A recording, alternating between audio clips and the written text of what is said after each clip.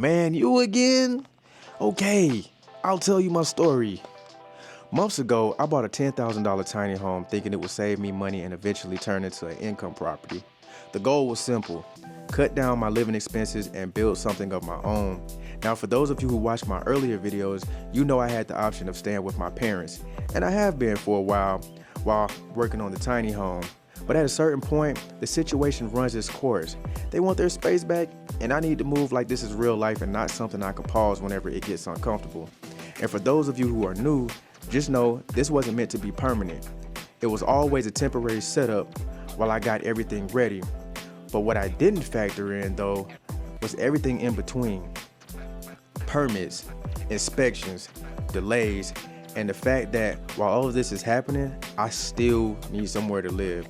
So now, instead of just a $10,000 investment, I've got money going into the bill and money going out at the same time, and I still have to have a place to stay. I thought my biggest problem was finishing before winter, but looking back now, that wasn't even the real issue. The real problem was the cost of waiting. So what you're about to watch in this video is the in-between phase, when I was trying to figure out where to stay while all of this wasn't ready. Thinking I was making a smart move, not realizing how fast the money was starting to slip. And if you make it all the way to the end, I will give you an update of what the tiny home is currently looking at, and you'll be surprised. I'm your ringigyura. Mama say, mama sa, mama kusa. Nah, I'm just kidding. I know this looks like the beginning of like one of those meditation high chant mantra videos, but it's not. A little bit of background on myself. I spent the last 9 years of my life living abroad. Now my math may be a little off. I never said I was a mathematician, but I am good at creating. I spent 5 years in Africa, 2 years in Asia, and some time in South America. And I decided it was time to come home and start my own foundation. You know, build something that I could leave behind, because memories go when you go. So I decided to start up my own tiny home business from the ground up, started with only one tiny home. Minimal experience, minimal knowledge, and minimal finances. The next steps are to finish my electrical, have the city come through and inspect it, and then they turn on the power. Now, if I happen to fail this inspection, they're not cutting on the power, and I'll have to go through a re-inspect. And if that isn't enough pressure, in the next few months, winter will be here, and it's supposed to be one of the worst winters we've had in a while. So in that case, I made a plan B to check out a few other options just in case this falls through. That way my parents can have some time to themselves, and I don't have to be cooped up in the house all winter.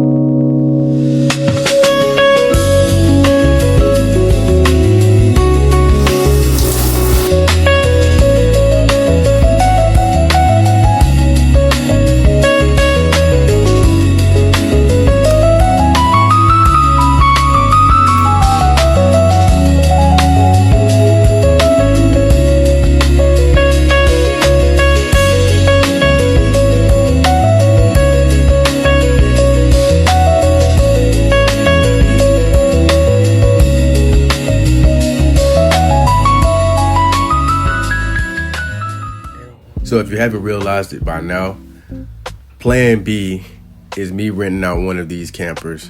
So option number one, as you saw, was more on the cheaper side. It was a little bit more compact, a little bit more cozy, kind of in the same realm as my tiny home as far as like size, 12 by 28, somewhere in there. And for me, honestly, that's not something that's long term. That's something for like a weekend trip, a little small getaway, nothing that will be permanent while I'm out exploring my other options. I still will be, in fact, working on the tiny home. I just need to make sure that I'm going to be secure during the winter. Now, I could stay at home and enjoy the luxuries of nice home cooked meals and all the other conveniences I've been enjoying, like already running water, heating, air, electricity. Those things can get you easily comfortable and make you forget what you're working towards. All right, so this was the second spot right here, and off rip, you can tell this one is a little different from the first one. Now, mind you, I'm not here just hopping around campers for no reason. I'm still in that waiting phase with my place, waiting on the inspections, waiting on everything to get finished. So this kind of part right here in between is me getting out of the house for a little bit, scratching that travel bug that I normally get, while at the same time preparing for the winter.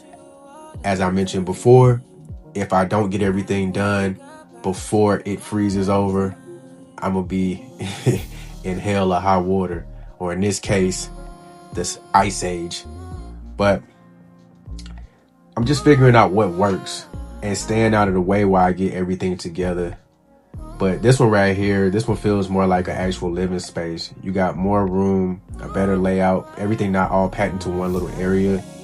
Kitchen got more space in it, setup feel more open, and overall just feel more comfortable. You know, it's like you can actually stay in this one for a minute without feeling cramped, especially with the amenities. You know, the other place was a bit stuffy, and I'm not gonna lie, it smelled like sweat in there. It smelled like somebody was literally standing there before I checked in, and it kind of threw me off a little bit. But anyways, it really stood out to me with this one, just how much a little bit more space can change everything. Because compared to the first spot, that one was cool, but this one right here, it just feels more complete. Just in terms of layout and how everything is spaced out, what actually makes a small place feel livable.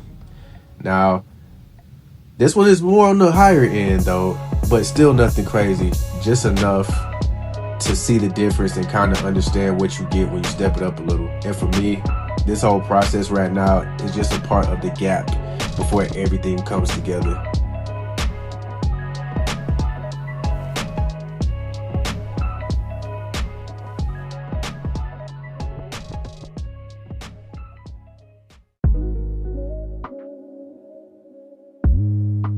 No, I don't have everything figured out yet. The house is still not done. I'm still waiting on inspection, still trying to piece everything together. And I'm not gonna lie, that part is a little bit frustrating. Because in your head, you have everything laid out and how it's supposed to go. And then in real life, it just don't move how you want it to. But I'm starting to realize part of it. Everything not gonna line up perfect. Everything not gonna happen when you want it to. You just gotta keep adjusting. And for me, this right here is one of those adjustments. Getting out of the house, switching the environment, clearing my head a little bit. Not even on the deep stuff, just enough to get myself back into motion. Cause sitting still, that wasn't gonna do nothing for me. And I could feel that. So now, even though everything is not where I want it to be, at least I'm not stuck in the same spot. I'm back moving again, even if it's not overseas like I'm used to or around the world. I'm moving, and that's good enough for me right now. So if you're rocking with the content, stay locked in. Make sure to keep up and see what I'm getting into, and I'll make sure to keep dropping.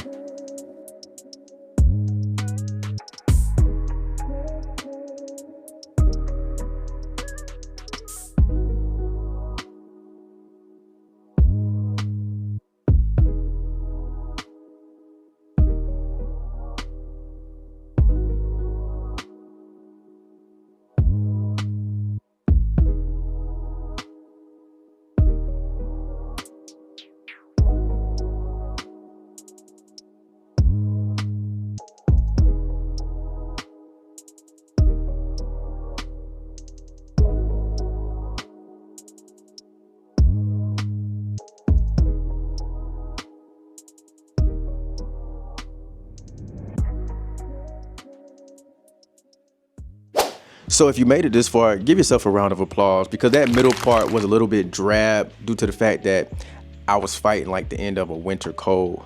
But as promised, I'm going to give you a quick rundown of a rough estimate of where I'm at financially when it comes to the whole tiny house. If we actually break this down, the tiny home itself was $10,000. On top of that, I put around $300 into electrical components, outlets, receptacles, small stuff like that. Another $300 on the outside breaker installation, and the permits were close to around $600. Then you have the labor. Just to get the land cleared to put the house here was $1,000, because there was trees and everything else here. I had to get it excavated, man, leveled, and all this other stuff. Realistically, I'm sitting at somewhere around $12,000. Here's where I gotta be real, because I had options. I could have stayed with my parents longer. I could have lived in the tiny home without power and just roughed it out, you know. But due to the fact that there's no insulation, I really didn't want to do that, because some of those nights were like below freezing. I wanted this to be done right. I wanted it to be livable, comfortable, something I could actually build on, not just survive in. So when people look at the $10,000 tiny home and think, oh, that's full price, it's not. For me, the real cost wasn't just in the building. It was everything that came with finishing it the right way. And as you could tell, I'm still not done. So if you got any value out of this video, go ahead and hit that like button. It helps more than people think. And if you want to see how this whole thing turns out, whether it ends up being a smart move or a complete L, make sure you subscribe to the channel. I'll catch you on the next one. Peace.